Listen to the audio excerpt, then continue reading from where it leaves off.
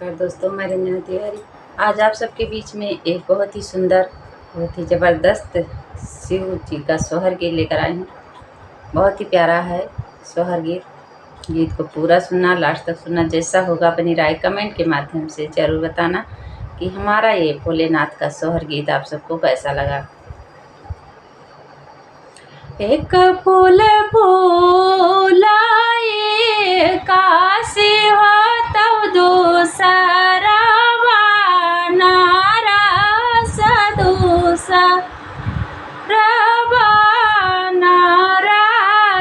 हो मरी सकिया तीसर फूल फूलई मुआरे अंगना हो चौथा मुआरे चारा हो चौथा मुआरे चरण हो मरी सकिया तीसर फूल फूलई मुआरे अंगना हो चौथा मुआरे चारा हो चौथा मुआरे चरण हो एक फूल फूलाई काशी हो तब दूसरा नारा दूसरा नारस हो मरी सकिया तीसर फूल फूलई मोरे अंगना हो चौथा मोरे चारा हो चौथा मोरे चरण हो यह चारू फूलवा जे पवतियों तब शिव का मानवतियों हम शिव का मानवती मरी सकिया निहुरा निहुरा जला परचित हो मगना कुछ मांगते हो मगना कुछ मांगते हो यह चारू फूलवा जे पवती हो मैं शिव कारी झवती हो मैं शिव कारी झवती हो मरी सकिया घुमारी घुमारी जाला परचित हो मंगाना कुछ मांगित हो मंगाना कुछ मांगती हो मरी सकिया घुमारी घुमारा जाला परचित हो मंगाना कुछ मांगती हो मंगाना कुछ मांगती हो केहू कदी हो भोला सत पाँच किया हो का दुई चार किया हो का दुई चारी हो मोरा भुआला किया हो का लालन बिना तारा सायो तो करे लालन बिना मोरे शिव के हुरिया प्यारे नाना जरिया हो तो करे लालन बिना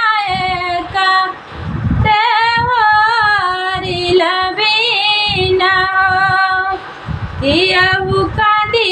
हो भुआला सत पाँच किया हो का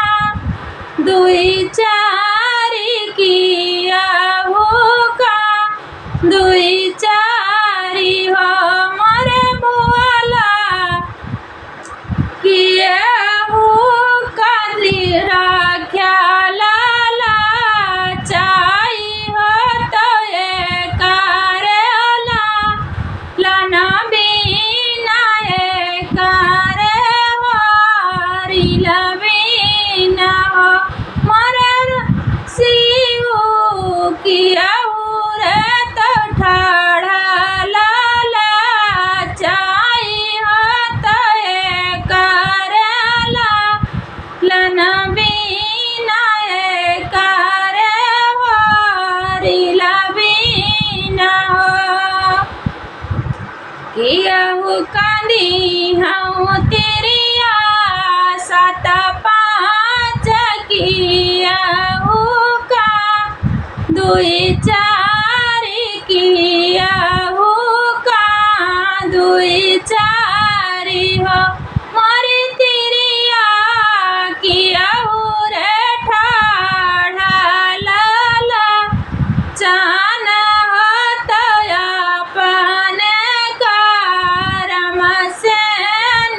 अपने करम से हो मोरी तिरिया किया ठाढ़ा लाला चान हो तो अपने करम गति अपने करम गति हो किया कांदी हन तिरिया सात पाँच किया का दुई चार किया का दुई चारी रे मारी तिरिया किया ठाढ़ा लाला चान होता अपने करम गति अपने करम गति हो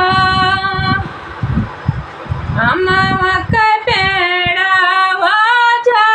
झापसला अमवा के पेड़ावा घाउदला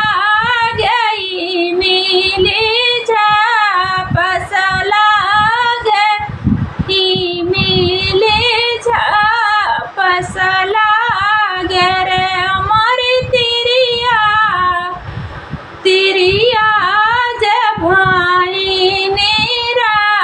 फुलिया होता अपने का रमगति अपने का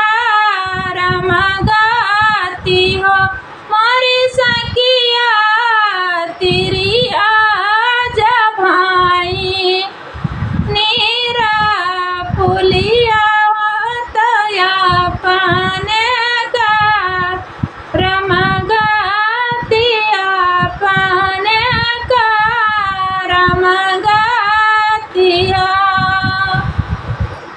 एक फूल फूलाए काशी होता दूसरा नारास दूसरा नारास हो मोरी सखिया तीसर फूल फूलाई मोरे अंगना हो चौथा चरा हो चौथा मोरे चरानु हो यह चारो फूलवा जा पवती हो तो शिव